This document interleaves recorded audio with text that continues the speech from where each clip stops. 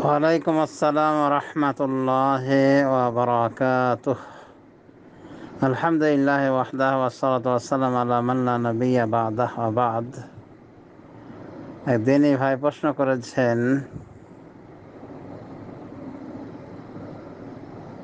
আমার কাছে 1,00,000 টাকা আছে, আমি কাউকে এই 1,00,000 টাকা দিয়ে বললাম, এই টাকা দিয়ে তুমি যা খুশি করো, কিন্তু পরবর্তী 2 বছরে আমাকে 120 মণ ধান দেওয়ার মাধ্যমে এই টাকা পরিশোধ করতে হবে, সেটা কি হালাল হবে?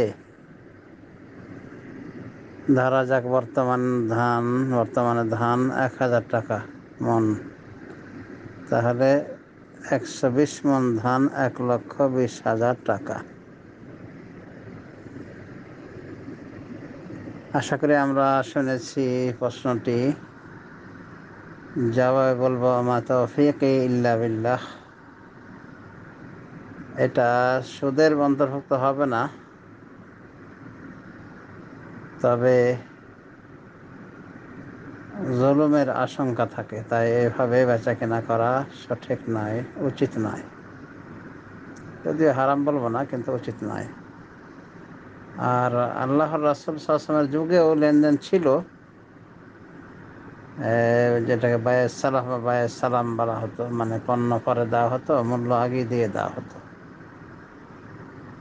তো একটা নজির আছে, কিন্তু জুলুম যেন না হয় সেটা খেয়াল রাখতে হবে। এখন 120 মণ ধান যদি শর্ত করা হয় 2 বছর পর, আর সে ধানের মূল্য যদি হয়ে থাকে অনেক, যা বিক্রি করলে বিক্রয় মূল্য 2 লাখ হয়ে যাবে বা 2.5 লাখ বা এরকম কিছু, এক কথায় অনেক কম বেশি, তো এটা সরাসরি সুদের ধারায় পড়বে না। এই জন্যই যে এখানে পণ্য এবং মূল্য রয়েছে, তবে জুলুম থেকে খালি হবে না। আর জুলুমের বিষয়টা তো কম নয়, এটা কি কম? রাসূলুল্লাহ সাল্লাল্লাহু আলাইহি ওয়াসাল্লাম বলেন, ইত্তাকু যুলম ফাইন্না যুলমা যুলুমাতুন ইয়াওমাল কিয়ামাহ। তোমরা জুলুম থেকে বেঁচে থাকো, কারণ জুলুম কিয়ামত দিবসে অনেকগুলি অন্ধকার টেনে আনবে।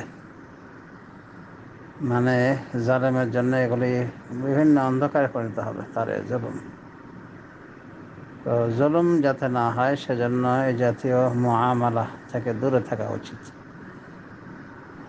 আর এভাবে শর্ত না করাই উচিত।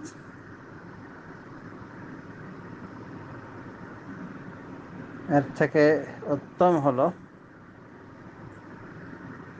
কাউকে দিলে, ঋণ দিলে আল্লাহর ওয়াস্তে দিয়ে দেওয়া,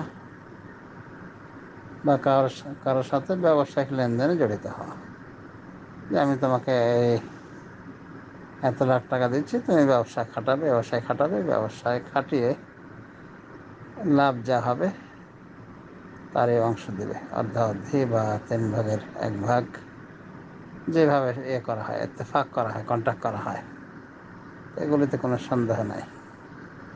আলা কুল্লি হাল, এই লেনদেন থেকে বেঁচে চলা উচিত।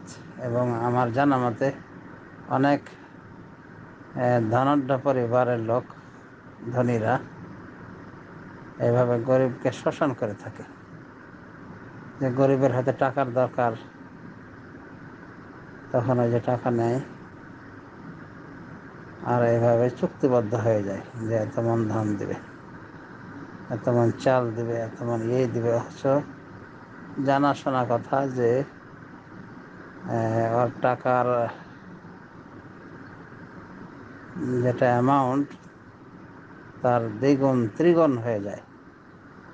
তো এগুলো বলা যেতে পারে সুদ থেকে খালি হলো, জুলুম থেকে খালি থাকে না, তাই এসব এড়িয়ে চলা উচিত। আল্লাহ আলাম।